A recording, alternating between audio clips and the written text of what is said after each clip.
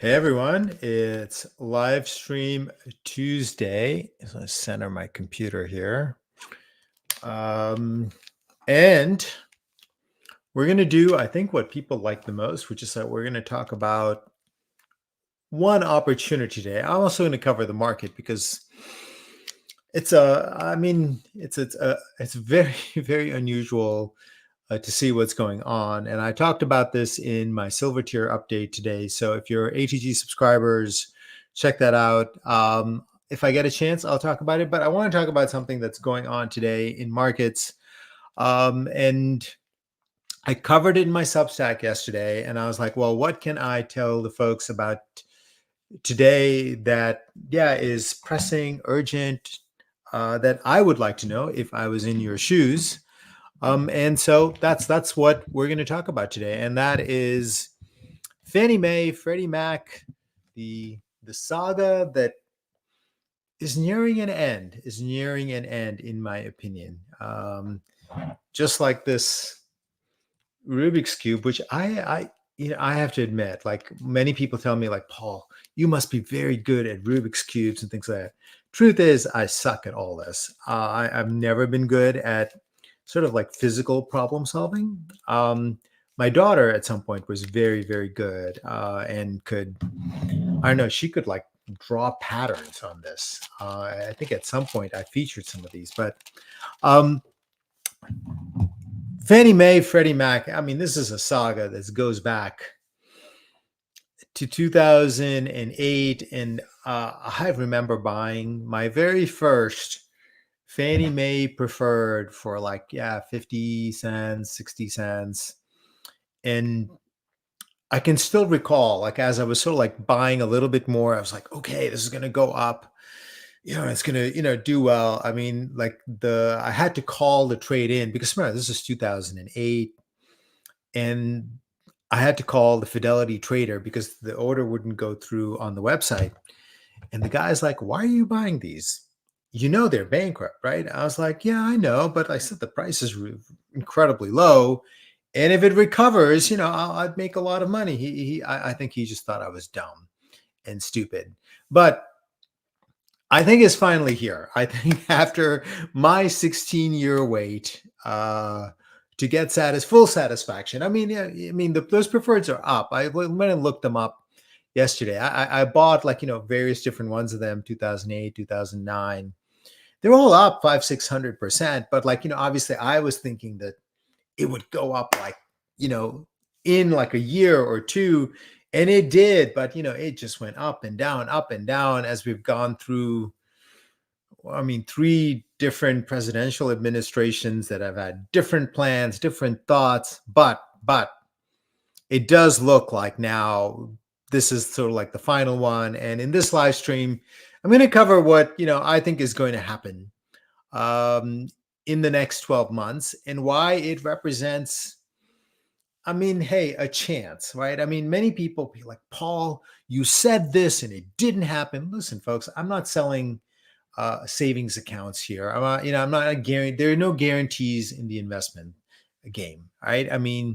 As the old saying goes on Wall Street, you pays your monies, you takes your chances. Yeah, that's always the game, and you don't want to play the game. Then there's obviously like savings accounts are guaranteed, checking accounts are guaranteed, certificates of deposits are guaranteed. But you play in the financial markets, the returns are speculative always. Even if you're in the greatest stock on earth, even you're in the biggest blue chip, the returns are still speculative. They fluctuate based on all kinds of things. And Fannie Mae, in my judgment, and it has been for a long time, I've always thought like, if these things could ever return to what they would trade for if they were normal companies, then this thing is a veritable jackpot. And it does look like finally I'm going to say it's going to happen in 2025, but I don't think it's going to be like a day or moment. I think what's going to happen is that it's going to be discounted as this election unfolds. We still have 14 days. People start like sort of adjusting their bets. But certainly the price action just in the last couple of weeks is telling you that this thing is on. That's my opinion. It's my judgment. Speaking of all of that, let me put up the usual things, which is that this live stream and the content from ATG Digital is not investment or financial advice. It is presented to all of you as my opinion. It is, use it as information, engagement, and entertainment. And as I like to say in every one of the ATG Digital updates, whatever you choose to do with this information, it is your responsibility because it's your money. All right.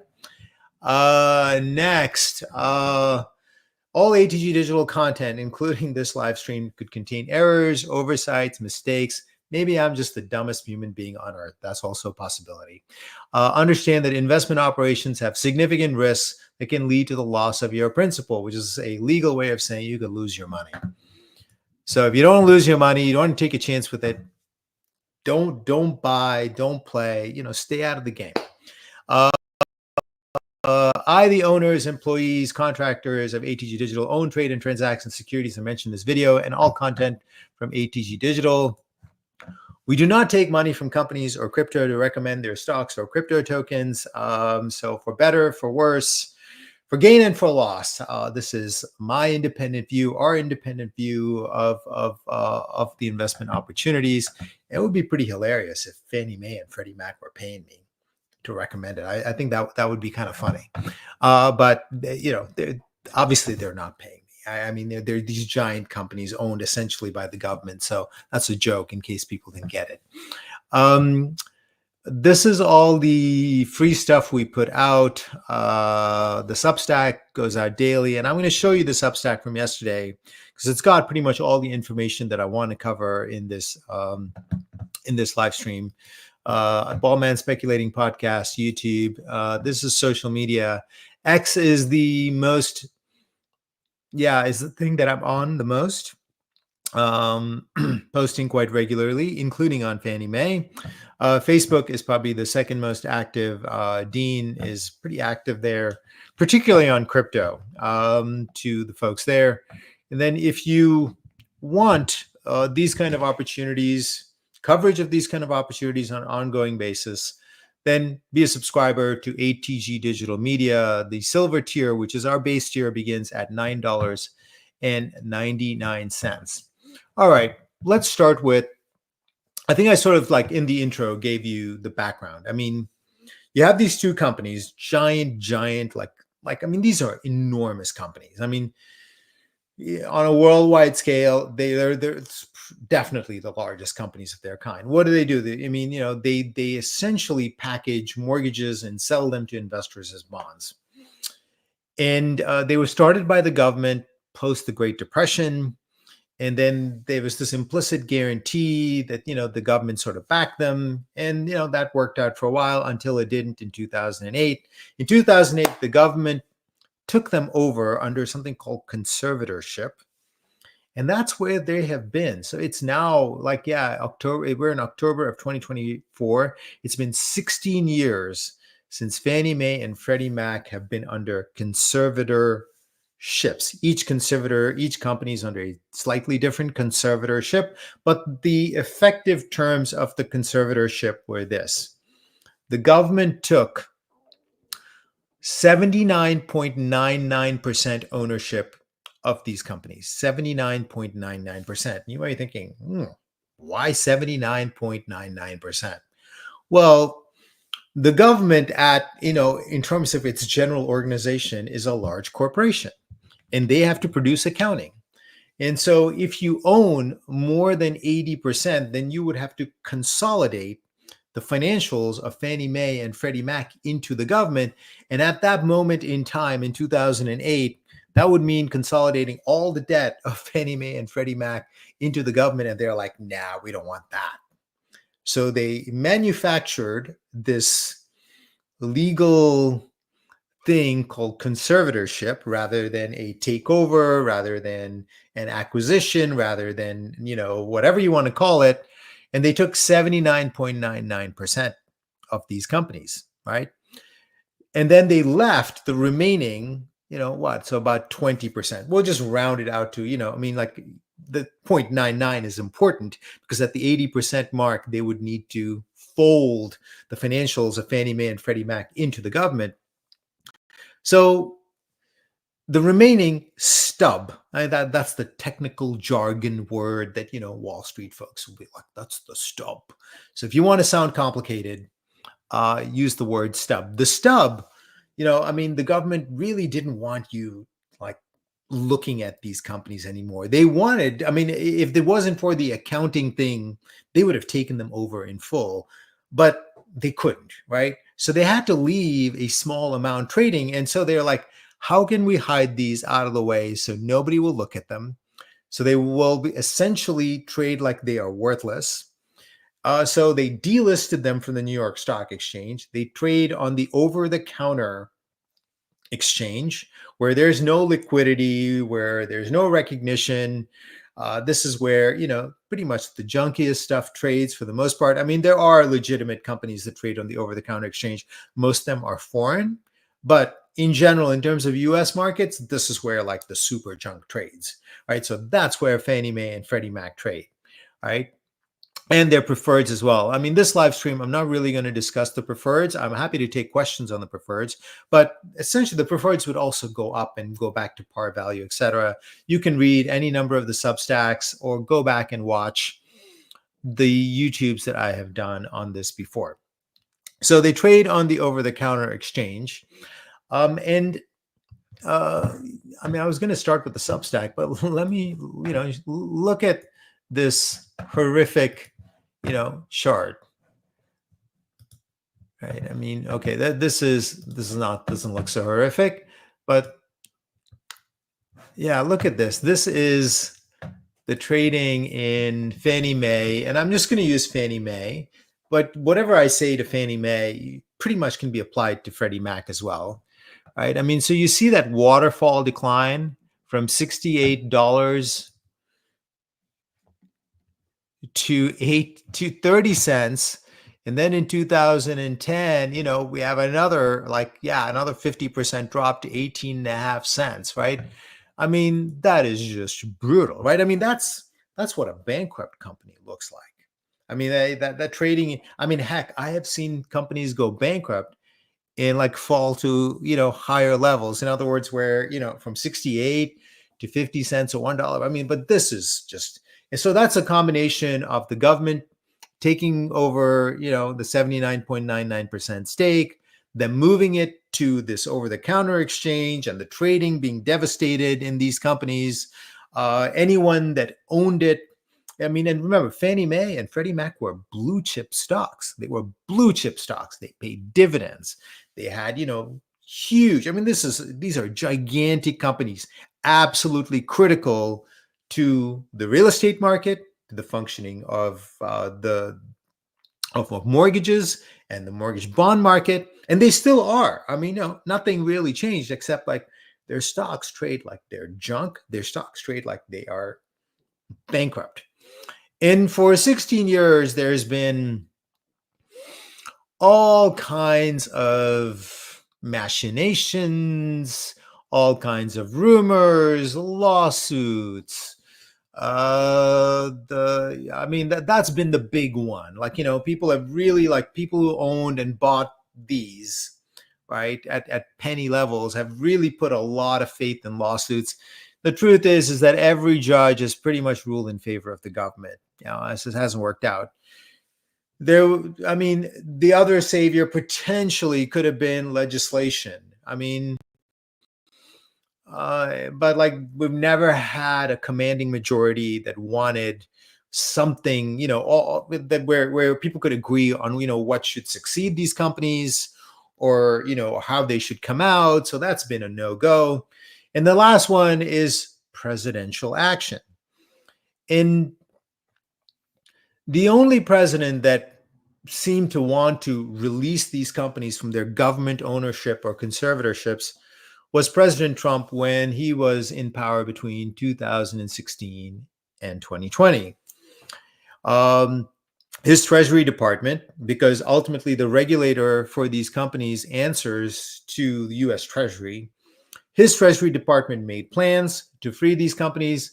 And you will see that between sort of 2016 and 2020, Um, I'm just going to reduce the scope of this chart to something like the period it was in.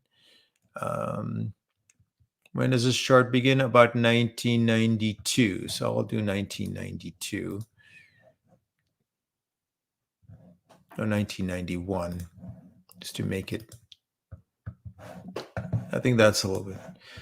Well, you can see that it between. Well, let's scroll this up a little bit more.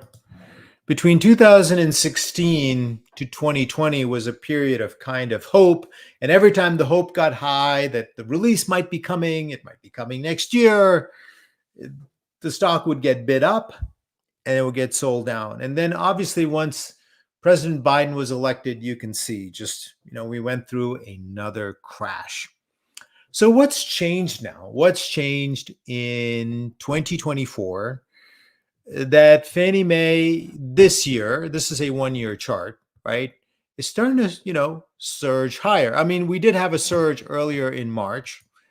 I'm not exactly clear what that was. I mean, I think that was an early indication, that maybe of what, is unfolding right now.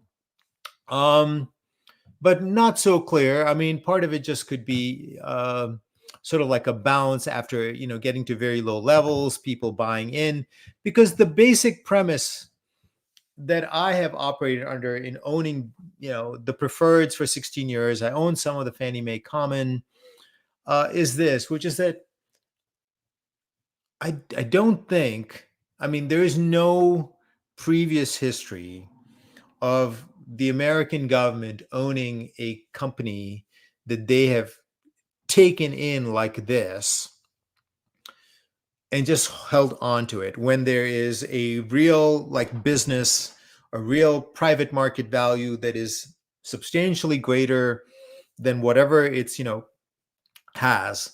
We've never seen anything like this just continue to be held.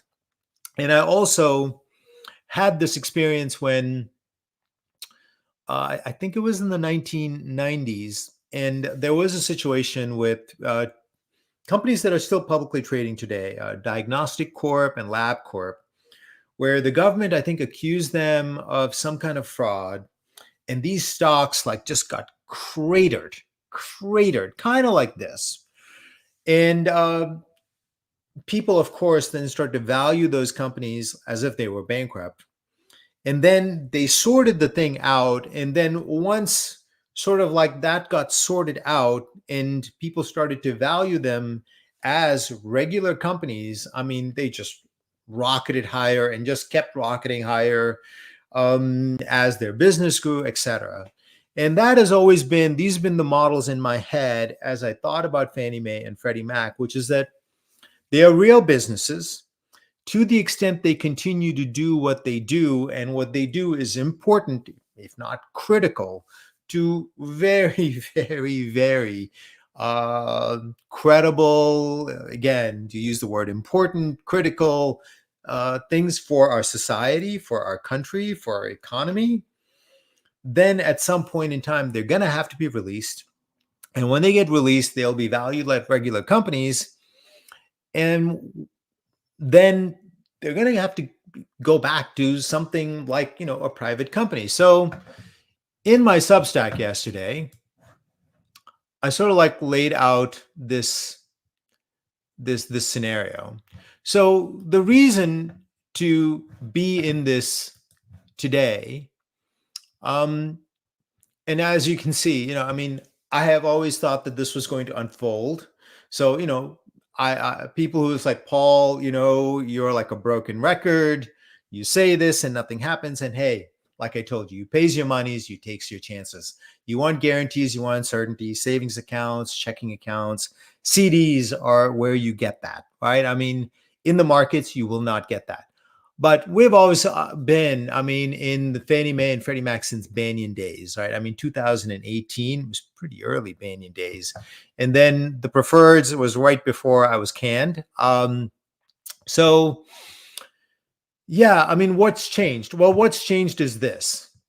What's changed is this, which is that based on the polls that I have seen, based on the betting markets, based on the odds makers, uh, currently, and also looking at what the stock market is doing or what kinds of stocks are being bid up.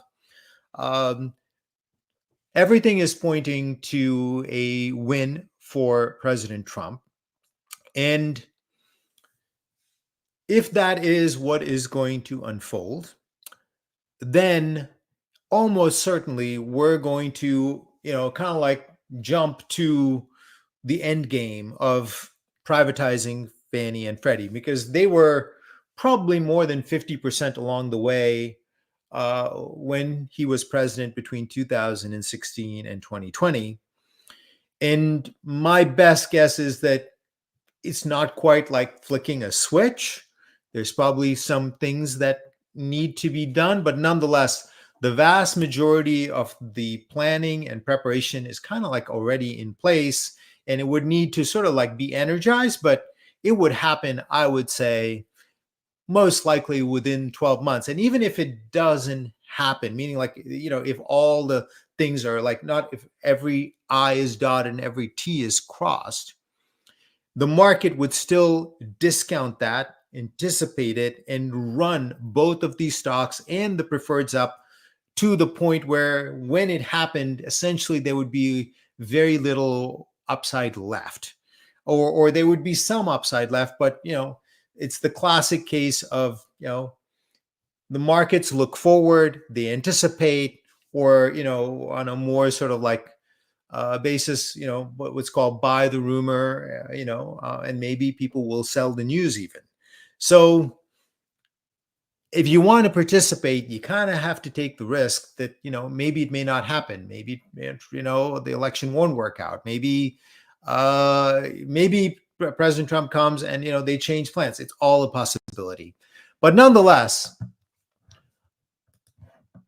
if you ask me, I think the polls, seem to, indicate a very substantial lead. In my time, I've never seen a lead like that overcome. The odds makers and the betting markets, and this is a new innovation. I think there's one called Poly Markets. The lead there is even bigger. So we just have to kind of go with the assumption. If you want to make this bet, you have to go with that assumption. I understand that some people are like, Paul, that's terrible. Hey, listen, you want to do politics. There's a lot of channels that do that. There's a lot of people. I try to focus on investing, speculating, and that's where we are. So that's where I'm going to keep it to. Let's now talk about the potential upside. And I told you that my model for being in these, I mean, literally, I have been in these for the preferreds. I mean, I went and looked. I have a preferred from December of 2008. I think it was like I bought 500 shares at 50 cents or something like that. So I've been in these, like, I mean, this December will be 16 years. Yeah. Why have I held on to it? Because I told you that basic premise that these are still real businesses. They have actual cash flows. It's not like this is something where, brand new or something. They simply have to go back to kind of like where they were operating. And that was going to be either one of three things. It was either going to be a judicial decision, and that's pretty much determined to be a no-go. A legislative decision, that pretty much, is also a no-go. Or else a presidential executive action. And that's kind of like where we are in 2024.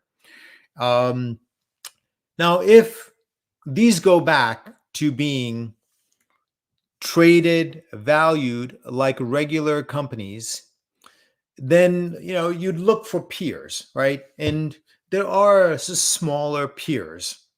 You can go look up a company like Radian.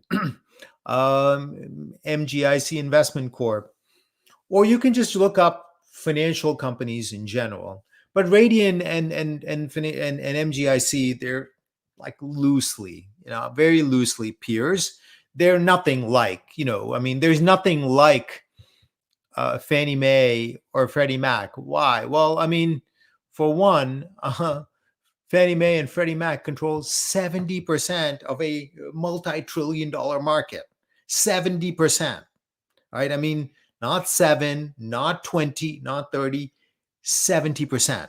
In the markets in which they operate in, effectively, they are monopolies, right? I mean, so, I mean, and then if we go back and just kind of like do very basic math, right? Okay.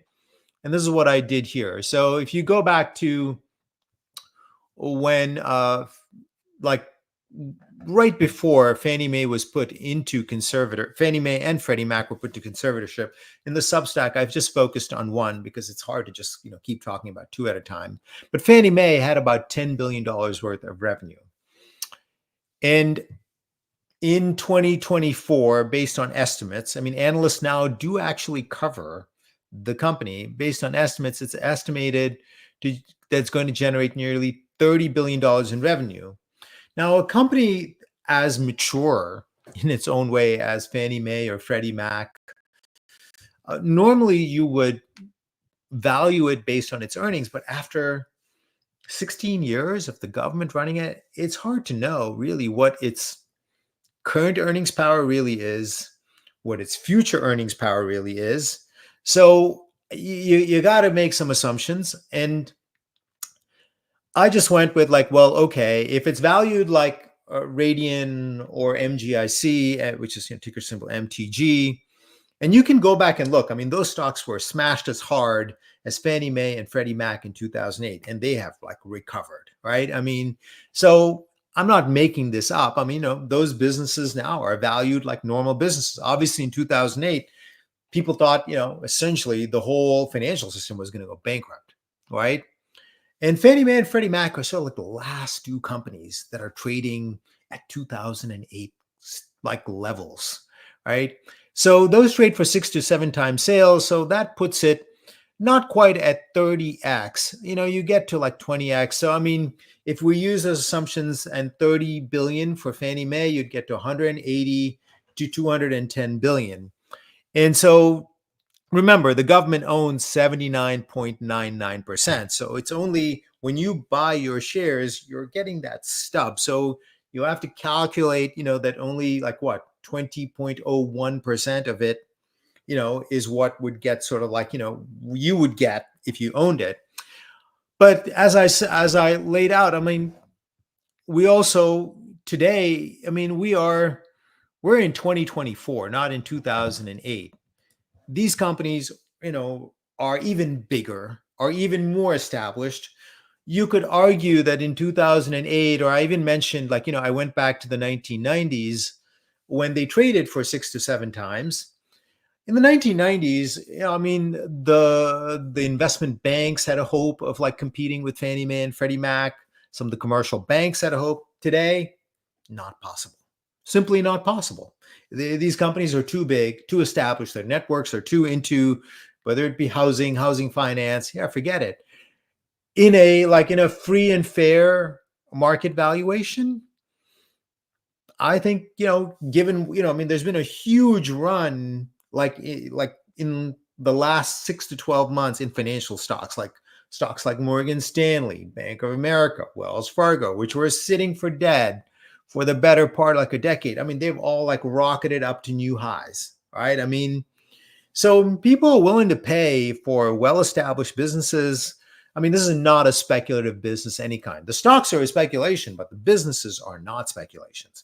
I mean, they generate, enormous amounts of revenue, and they're profitable. I mean, we just don't know how much because, I mean, they're not being run like private businesses. So you can't completely like know. But I think in the current market, between the fact that they are more dominant, second, once they are freed, they almost certainly will start to be a little bit more growth oriented, which in other words, I mean, from 30 billion, can they grow at, they've been growing at, let's say 3 to 4%. Could they grow at 6 to 7%? How much would you pay for that? I think, based on assumptions in 2024 and people who combine the fact that they're even more established and that their growth prospects are better into the future once they're freed, will pay 9 or 10 times. This is potentially, again, I always, sounds gutless to say it, but people like Paul, you say this potentially, whatever. Like I said, you want guarantees. You want, savings accounts and checking accounts give you guarantees. Everything else, you pays your monies, you takes your chances. That's how it goes. I'm trying to get 1992 up again. But what if I am right, and if we're going to go to even at 7, times, it would go back to like in the 30 area. But if it goes back to 9 to 10 times, then we're talking about Fannie Mae being at between $40 and $50, right? I mean, from one for $1.50, 30 times is 45. Anything above that would be slightly more. So I've come on YouTube and said, this waterfall decline in 2008, I mean, it's unthinkable for it to reverse the same way it happened. But when I think about this, like if a company goes from essentially the reason why it's not trading for its real market value is what? The government owns it. Second, it because the government owns it, it's not valued and traded like a private company, like a regular traded company. And third, it trades on this, exchange where, nobody can buy it. Like no institutional investor can essentially own stocks on the over-the-counter exchange. So if those are the three things, and those three things are reversed, right, which is the government frees it, now private investors come and start to value it like a regular company. Third, it will go back to trading on the New York Stock Exchange or the NASDAQ. All those three things are reversed, and they would all happen with the same event. It would be presidential action, and again, assumes that President Trump gets elected, because Vice President Harris has not made her position on this. There's nothing been said. And I think the general assumption is that she would continue whatever has happened in the past with President Biden. So the assumption is that, if Vice President Harris is elected, then these would go back to being, like penny stocks again for another minimum of 4 years until somebody came to power that wants to do what President Trump does.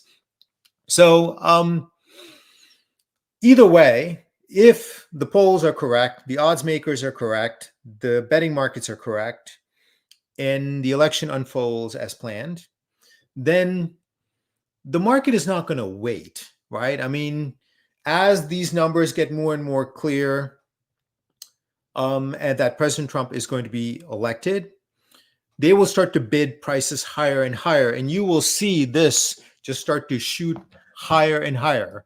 And we have already some signs that that's what is going on. I mean, you can see we've moved from $1.09 to $1.58. The high for today is $1.59.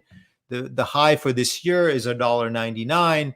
I mean, if you want to know for sure that this is unfolding, I mean, you'd wait a little bit. I mean, but you should be comfortable with paying whatever, maybe $2 or $3, knowing that the upside is high, potentially as high as, 30 or 40, or, I'll say up to $50. And that, at least in the way that I'm seeing it, it could all come very, very quickly. Very, very rare in financial markets where you can bet on something where there's at least some level of circumstantial evidence to make your bet on. Normally, like something like this would be so, it would just be something like that's so out of the blue. Like, I've seen biotech stocks where, some clinical trial comes But there's no way to really know what that clinical trial was going to do. I mean, it would have been a complete roll of the dice. Here, I mean, obviously there is an element of the roll of the dice, but I mean, we do have polls. We do have these betting markets. We also can see the stock market, and the stock market is, it's not like an incredibly reliable indicator, but people do bet with money. I mean, and they bet on what is going to happen rather than what happened. So we've got that. And then we've got the scenario, like I said, which is that if it happens, we know it's one critical event that ticks off the three things that, that drive it, which is ends government ownership, which then begins a private market valuation for these companies, which brings them onto an established exchange. That brings institutional investors who essentially are going to be like, we can't not own this.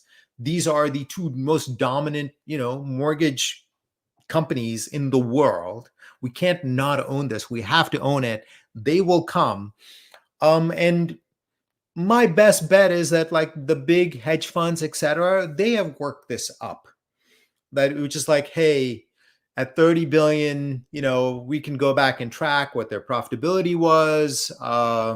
We can, make some assumptions about the growth. They will have done this work. Some of them are small enough, they can probably go and buy Fannie Mae. Like I know Bill Ackman's hedge fund owns Fannie Mae Common and Freddie Mac Common.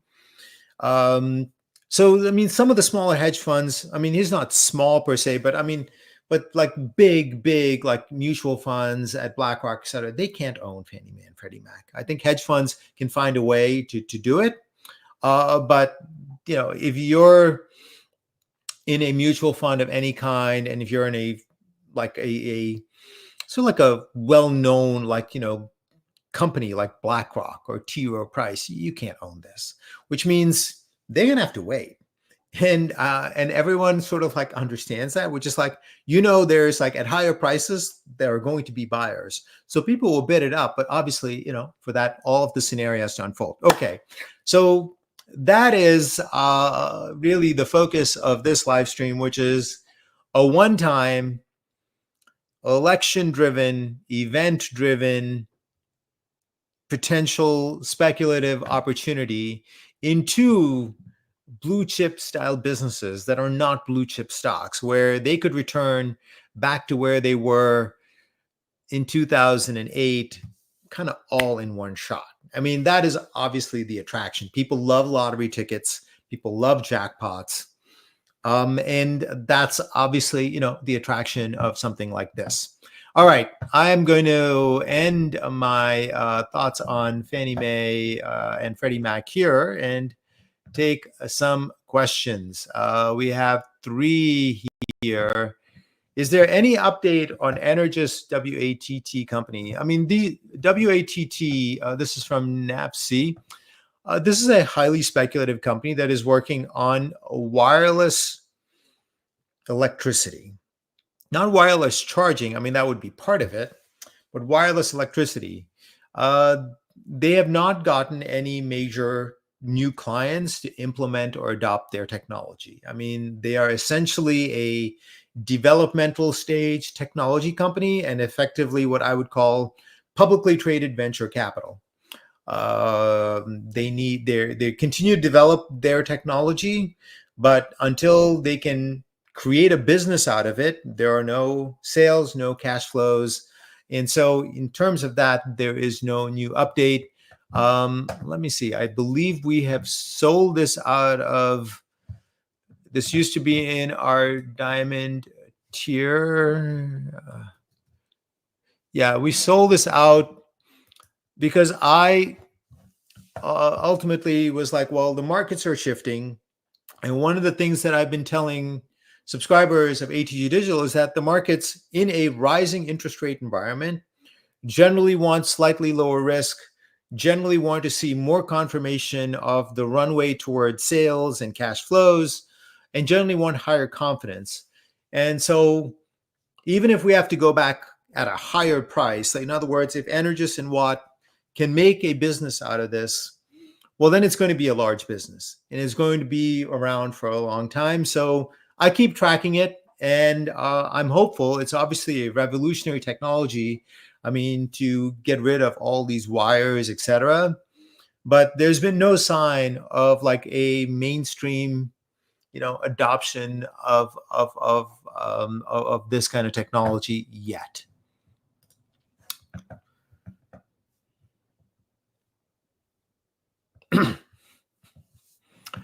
Well, David, I don't discuss politics, and so every person gets out there and vote. You can do whatever you want to do. Some people will want to bet on this, some people will won't. But thank you for your comment. Hey, Paul asks, Boomy's World, is this considering the warrant being canceled? Well, the government has like this, preferred. That's the way they took the ownership, 79.99% ownership of that. And so it's unclear. I think when the plans were made in that 2016 period, when President Trump was president, I think the idea was that they were going to IPO the 79.9% in various tranches. And I imagine that's what it is. I don't think it's going to be canceled or expired. The idea here is that as the government goes to sell its stake, they are not going to sell it for nothing, right? I mean, they are going to want like the highest price. Like one of the things that you learn as you're in markets is that IPOs are always dressed up to look great, right? I mean, it's no different than when you list your house, right? When you list your house, I mean, do you try to fix it up? Make sure, the paint looks good, everything looks good so you can get the highest price. IPOs are the same thing, right? And I don't think the government's going to act any different. They're going to hire an investment bank, and Fannie Mae and Freddie Mac at this point in time, after this huge run in real estate prices, etc. Yeah, I mean, they're in robustly great financial health. They look great, so they're going to get a high price, but the high price also will apply to the stub that is remaining. So that's really the basis of my thinking. Tony wants to know, do I know anything about cellularity? I can look it up on a chart, but I don't, offhand, I can't tell you that I know this company, and it doesn't come up for me as a publicly traded company. So I have to say, I don't know this company or technology, so I cannot speak to it in any way, shape, or form. Okay, very few comments here this week. So that means I get to save my voice a little bit for another week. All right. Thank you all for attending this week's live stream. I want to mention that if you would like ongoing coverage of Fannie Mae and Freddie Mac, atgdigital.media is where you would go to subscribe. Thank you all for coming. This is Paul saying